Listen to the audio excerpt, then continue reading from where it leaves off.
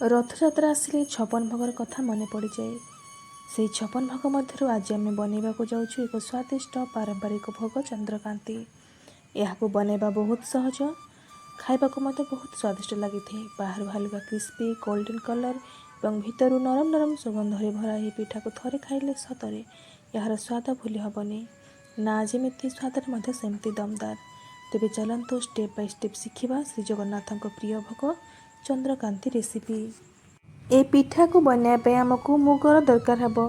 आपण में चाहिए कंचा मुग चोपा लगा मुग को नहीं पारे, किंतु मुझे चोपा छड़ा मुग डाली को नहीं।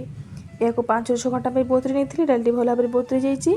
एवं आम गोटे मिक्सी जार नहीं मुग को आड करदे अल्प टे पानी दे आम बाटी आने। ये देखो मुग डाली को भल भाव बाटी नहीं।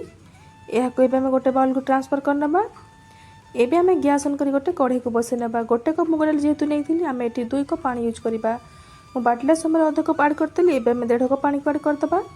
तापर स्वाद अनुसार लुण, चीनी, गोटे चामच पान मधुरी आउ देदेबा अलैच गोलमरिचर गुंड, किसी कोरा नड़िया सब जिन दे सारा भल भाव गोल नवा। पानी टिके फुटी आसला अल्प टिके हलदी को पकईदेवा जहाँ फल कि भल कलर आसब। पानी टी भल भाव फुटी आसला आम जो बाटे मुग ताक आड करदबा और भल भाव गोल नवा। तापर गोटे चामच घी को देदेबा जहाँ फल पिठारे भल साइनिंग आसवा सहित बास्ना आसब। तापर गैस फ्लेम को लो रखिए जंतीबा। 1-2 मिनट जंतीबा देखो ये फाइनाल रेडी होगा आमर मुगर जंतनी। एबे आम गैस फ्लेम को अफ करना और गोटे जेकोसी जगह ना जहाँ को सेट करवा। ये मैं गोटे प्लेट नहीं जाइए। आपण पाखे जदि केक टीन अच्छी कि जेकोसी केक्र मोल अच्छी नहीं पारे। तापर ये प्लेट्र सब घी टी ग्रेस करना जहाँ फल कि पिठा गुड़ा काढ़ला समय आराम से काढ़ी हो। और पिठा गुड़क सुंदर देखापी ये मुझे राशि को स्प्रेड कर यह पूरा ऑप्शनल अच्छी आपण पाखे अच्छे देपारे। यदि पसंद नुह स्किप करें। तापर मैं जो प्रस्तुत करते जंतुणी आड करदे और यहाँ भल भाव एमती सेट करना। गरम थिला समय यहाँ करेंगे। और जब हाथ में होनी ताले एमती खड़ी काशी एमती करने 4 साइड छड़े ने जहाँ फल कि देखिए सुंदर देखा। आपण चाहिए ऊपर टी राशि को स्प्रेड करेंगे। अल्प घी ऊपर एमती ग्रीस करदे जहाँ फल पिठा देखा बहुत बढ़िया लगे। यह सेट कर सारापर 15 कि 20 मिनट फैन तले रखी ना जहाँ फल भल भाव सेट हो। और सेट हो सारापर आम यहाँ काटिबा। ये देखूँ मो फैन तले 15-20 मिनट रखी सारापर बढ़िया भाव सेट हो जाइए। यह काट नौ 4 साइड टी साइज है तो यह आम काटिक बाहर काट ना।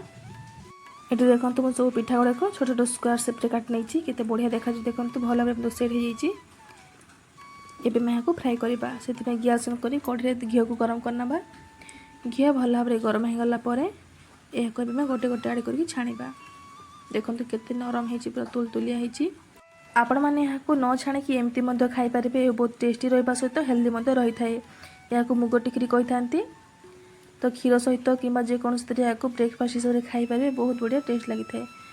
किंतु एम यहाँ फ्राए करवा जेहेतु चंद्रकांति बनाऊे से देखो घी को गरम कर घी भल भाव गरम हो जाइए। घी को भल भाव गरम करेंगे। यदि कम गरम था तेल छाणी भल भाव छाणी हेनी।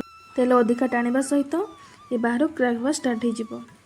ये तेल गरम हो भल भाव आम गोटे गोटे कर ऐड करना और उल्टा पाल्टा करके भल भाव गोल्डन कलर आसा पर्यंत छाणीबा।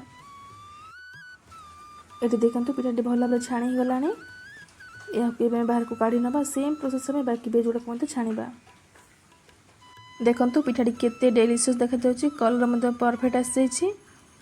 आपण मात्र देखिले केते सहजरे कम समय ये भोगटी प्रस्तुत हो गला। आग को जेहेतु रथयात्रा आसूची आपण मैंने ये रथयात्रा ये भोग निश्चय तैयारी करूँ। ठाकुर के पाखे भोग लगातु आपण खातु। आज रेसिपी केमती लगे मत कमेंट निश्चय जनातु। आदि मोर ये भोगटी भल लगी था आपण मानकु ताले मो चैनल को लाइक सब्सक्राइब करने सहित पाखे बेल आइकन को दबाई दिंतु जहाँ फल कि मोर नुआ नुआ रेसिपी गुड़ाक नोटिफिकेशन आपण मानक पाखे सर्वप्रथम पहुँची पार। रही सांग मैंने देखा गोटे नुआ रेसिपी सहित नुआ वीडियो। धन्यवाद।